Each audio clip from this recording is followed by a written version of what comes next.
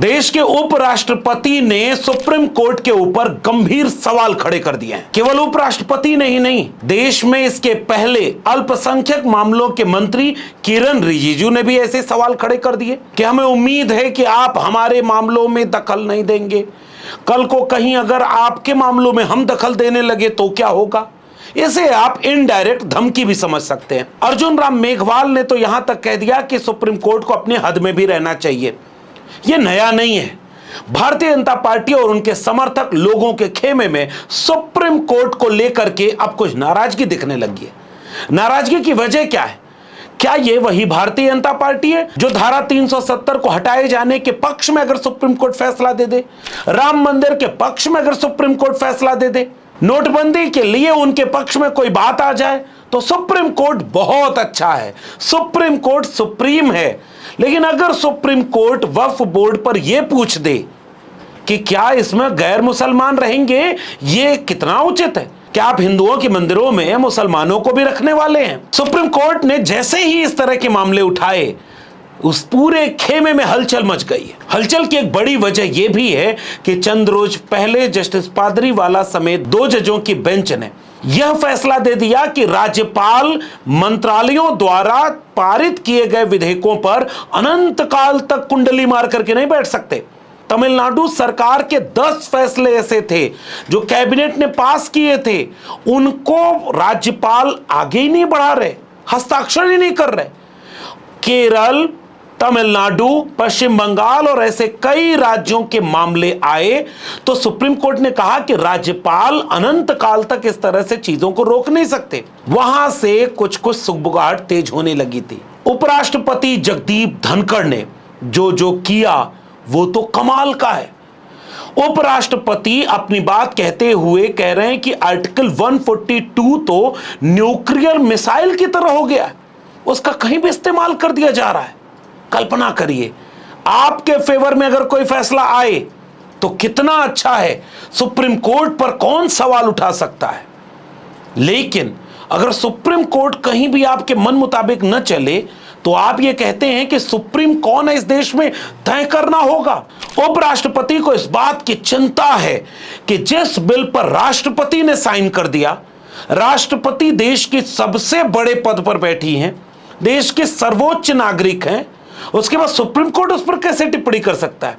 कपिल सिब्बल जो bar council of India के भी हैं और राज्यसभा सांसद भी हैं, कपिल सिब्बल ने इसके गंभीर जवाब देते हुए यह तक समझाया कि भाई राष्ट्रपति अपना भाषण क्या अपने से लिखती हैं, राष्ट्रपति कोई अपना फैसला अपने से करती हैं। संविधान का प्रावधान है कि मंत्रिमंडल की अनुशंसा पर राष्ट्रपति मुहर लगाएंगी। राष्ट्रपति सर्वोच्च हैं, लेकिन काउंसिल ऑफ मिनिस्टर के सामने वो उन्हीं के कामों को आगे बढ़ाने के लिए प्रतिबद्ध हैं। वो रोक सकती है, वो उसे लौटा सकती है, लेकिन अंततः अंतिम निर्णय किसका होता है? कपिल सिब्बल को सुनना चाहिए आपको। कि president of India is a titular head. जब प्रेसिडेंट अपनी फंक्शंस करती हैं, वो कैबिनेट की एडवाइस के अनुसार करते हैं। The president acts on the aid and advice of the council of ministers. The governor of a state acts on the aid and advice of the Council of Ministers in the state। कि अगर कोई विधेयक पारित होता है तो governor के पास जाता है। गवर्नर, संविधान ने हक दिया है, गवर्नर कमेंट्स करके वापस भेज सकता है विधेयक को, और फिर अगर दोबारा पास कर दे लेजिस्लेचर, असेंबली पास कर दे, तो गवर्नर को साइन करना पड़ता है, ये संविधान कहती है। गवर्नर यह भी कर सकता है कि कोई विधेयक को वो प्रेसिडेंट को भेज दे अपने कमेंट्स के साथ कि मुझे ये सही नहीं लगता, और प्रेसिडेंट अपने व्यक्तिगत अनुसार कुछ नहीं करती। President acts on the aid and advice of the council of ministers. वो बात सरकार, केंद्र सरकार पे जाती है, केंद्र सरकार के काउंसिल ऑफ मिनिस्टर्स पे जाती है। वो एडवाइस करते हैं प्रेसिडेंट को कि क्या करना है। ये प्रेसिडेंट का व्यक्तिगत हक नहीं है, ये धनखड़ जी को मालूम होना चाहिए। इसी तरह से आप गवर्नर के मामले को प्रेसिडेंट के मामले से जोड़ सकते हैं। आपको इतिहास में थोड़ा सा पीछे ले जाऊं। उत्तर प्रदेश में मुख्यमंत्री थे अखिलेश यादव। कोई भी फैसला लेते थे, गवर्नर चिट्ठी लिख देती थी कि उत्तर प्रदेश में कानून का राज नहीं है, उत्तर प्रदेश में जातिवाद हो रहा है। अब वही उत्तर प्रदेश है, मुख्यमंत्री बदल गए, गवर्नर कुछ भी नहीं करते। उत्तर प्रदेश की सड़कों पर खुलेआम तलवारें लहराती रहें, पूर्व मुख्यमंत्री को जान से मारने की धमकियां दी जाएं, कस्टोडियल डेथ से लेकर के फेक एनकाउंटर में उत्तर प्रदेश देश में नंबर 1 हो जाए, उत्तर प्रदेश में कानून व्यवस्था इतनी ध्वस्त हो जाए कि पुलिस या अपहरण और फिरौती करने लगे। उत्तर प्रदेश के राज्यपाल की कोई चिट्ठी आपने कभी सुनी क्या? हां, पश्चिम बंगाल में जब यही उपराष्ट्रपति जी धनखड़ साहब राज्यपाल थे तो वहां के ममता बनर्जी की सरकार को नाक में दम कर दिया। आरिफ मोहम्मद खान साहब जब केरल में थे, नाक में दम कर दिया। तमिलनाडु वाले राज्यपाल ने तो इतना दम कर दिया कि सुप्रीम कोर्ट को हस्तक्षेप करना पड़ गया, निर्देश देना पड़ गया। तब से हड़कंप मचा है। लेकिन यह हड़कंप तब क्यों नहीं मचा जब छत्तीसगढ़ सरकार ने आरक्षण के प्रावधान को बढ़ा करके राज्यपाल को सख्त दस्तखत के लिए भेजा, तो आपने क्यों दस्तखत नहीं किया? झारखंड सरकार ने आरक्षण की सीमा को बढ़ाकर जब राज्यपाल को भेजा तो भारतीय जनता पार्टी की पृष्ठभूमि के भेजे गए ये राज्यपाल राज्य सरकारों के कानूनों को मुहर ही नहीं लगा रहे। फिर ये के कौन सुप्रीम है भाई? जनता द्वारा चुनी गई सरकारें या राज्यपाल? आज उपराष्ट्रपति साहब को प्रेसिडेंट की याद आ रही है। अपने भाषण में कई गंभीर आरोप लगाते हुए उपराष्ट्रपति ने ऐसी ऐसी बातें बोल दी जो इस देश को फिर से सोचने पर मजबूर करती हैं। 1st June 1984, what happened in Delhi? Our freedom-loving people, they were singled out in thousands. What happened at the Golden Temple? उपराष्ट्रपति महोदय को 1984 याद आया। वो 2002 के दंगे की बात करना भूल गए। उनको घोषित इमरजेंसी की तो याद रही, लेकिन अघोषित इमरजेंसी जो इस समय इस देश में चल रही है, संस्थानों पर कब्जा, ईडी सीबीआई का सार्वजनिक दिख रहा है, खुलेआम दुरुपयोग हो रहा है। जहां सरकार बनानी थी, गिरानी थी, क्या क्या किया गया इस देश में। चुनाव आयोग के ऊपर गंभीर सवाल उठाए जा रहे हैं, लेकिन कोई भी इस पर बोलता नहीं। महामहिम उपराष्ट्रपति महोदय को पूरा अधिकार है कि वो सुप्रीम कोर्ट पर टिप्पणी करें, वो किसी भी चीज पर बोल सकते हैं। लेकिन यह कैसे हो सकता है कि धारा 370 से लेकर के राम मंदिर के फैसले तक, नोटबंदी से लेकर के एक जज वाले कृष्ण कुमार के बेंच के फैसले को आपके अनुकूल था तो आपने वाहवाही लुटा दी, और जैसे ये 3 जजेस का बेंच है, आप इस पर भी सवाल करते हैं कि 3 जजेस की बेंच क्या इस बात का फैसला कर लेगी कि सरकार ने फैसला सही किया है गलत किया? मान्यवर, आप जब बैठते हैं कुर्सी पर तो वो कुर्सी बीच में लगी है, उसमें जितनी दूर आपसे सत्ता पक्ष है उतनी ही दूर विपक्ष भी है। आपको फेवर नहीं लेना चाहिए किसी का, लेकिन ये वही उपराष्ट्रपति महोदय हैं जो उस कुर्सी पर बैठकर आरएसएस का कैडर होने की खुलेआम तारीफ कर चुके हैं, जो गांधी के हत्यारों का आरोपी भी रहा हो। और फेवर लेने में तो वो इतने सत्ता पक्ष की तरफ झुक जाते हैं कि उनके झुकने पर भी अगर कुछ बोल दिया जाए तो हो सकता है अपमान न महसूस हो जाए। ऐसे में अब इस देश में इस बात की बहस तेज हो गई है कि क्यों उपराष्ट्रपति इस तरह के हमलावर हो रहे हैं सुप्रीम कोर्ट के ऊपर। इस बात को समझाते हुए कपिल सिब्बल ने इतना शानदार तरीके से यह बात समझाई कि आप बाइज्ड लग रहे हैं। कुछ सरकार के लोगों को जुडिशरी के निर्णय पसंद नहीं आते तो फिर वो आरोप लगाना शुरू कर देते हैं कि ये हद से बाहर है, और जब उनको पसंद आते हैं तो फिर विपक्ष को कहते हैं ये तो सुप्रीम कोर्ट ने फैसला किया।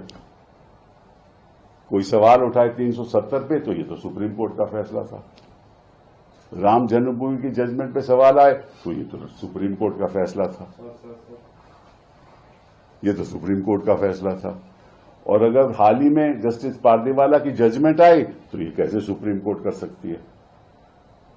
मतलब कि जो आपको जजमेंट सही नहीं लगे, आपके सोच के अनुसार नहीं हो तो वो तो गलत है, और जो आपके सोच के अनुसार है वो ठीक है।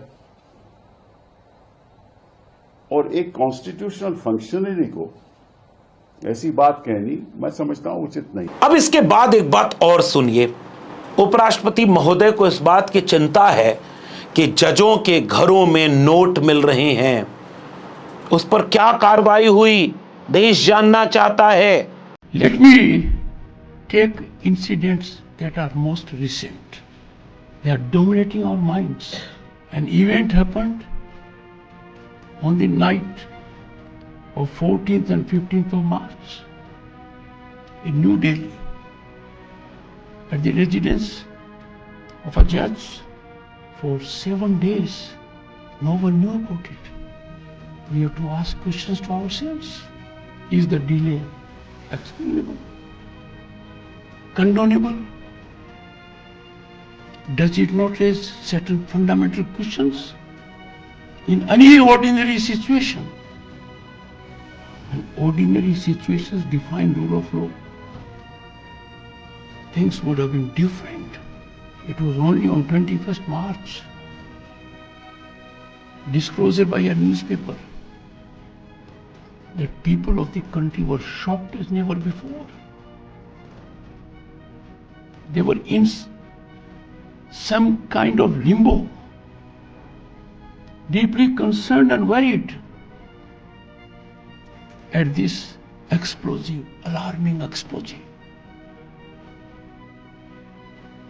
Thereafter, fortunately, in public domain, we had input from authoritative source, the Supreme Court of India, and the input indicated culpability.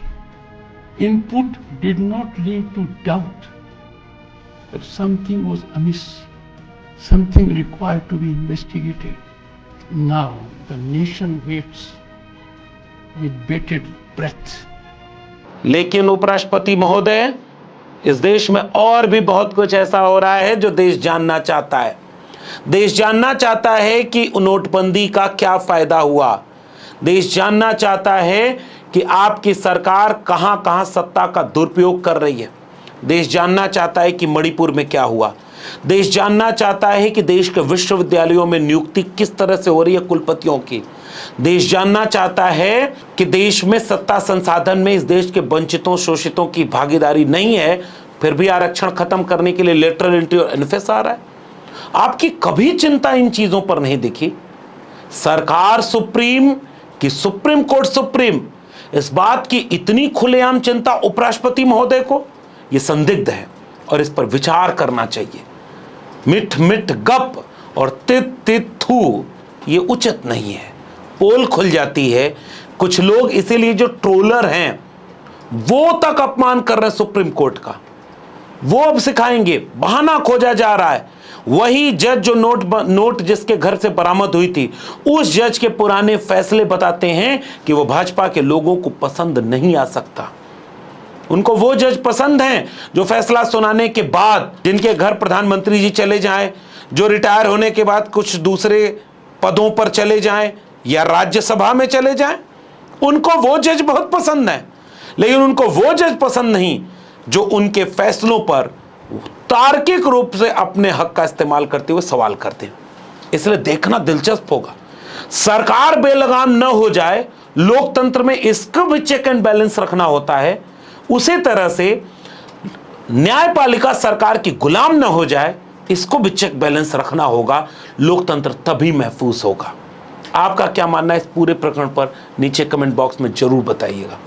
और आप भी इस तरह की चीज़ों पर नज़र रखा करिए कि हो क्या रहा है आपके देश में। अगर आपने अब तक मेरे चैनल को सब्सक्राइब नहीं किया है तो चैनल को सब्सक्राइब जरूर करिए, क्योंकि यहाँ इस तरह की बातें हम करते रहेंगे। अगर आप बेल आइकॉन दबाएंगे तो अगली वीडियो की सूचना मिलेगी, ज्वाइन करेंगे तो हमें हिम्मत मिलेगी। अगर आप इस वीडियो को ट्विटर यानी एक्स या फेसबुक पर देख रहे हैं तो फॉलो करना मत भूलिए। फिर मिलेंगे ऐसे ही किसी जरूरी सवाल के साथ। तब तक के लिए बहुत बहुत धन्यवाद।